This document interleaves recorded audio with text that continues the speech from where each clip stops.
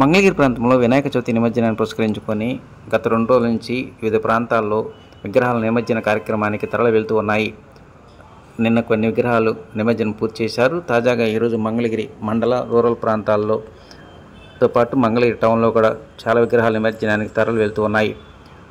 మంగళగిరి ప్రాంతంలోనే రికార్డు స్థాయిలో 2,30,00,000 రూపాయలతో అలంకరణ చేసినటువంటి మంగళగిరి మెయిన్ బజార్ విగ్రహం ఈరోజు సాయంత్రం నిమజ్జన కార్యక్రమానికి తరలి వెళ్ళింది.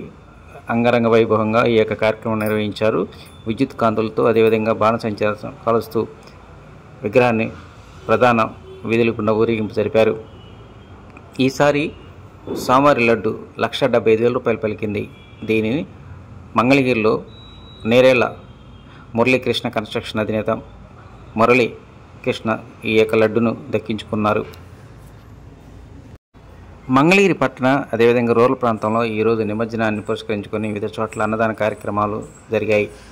ఎర్రబాలెం అదేవిధంగా చిన్నకాకాని, నవలూరు, కాజా గ్రామంలో కూడా పెద్ద ఎత్తున విగ్రహాలు నిమజ్జన కార్యక్రమాల్లో తరలి వెళ్ళాయి.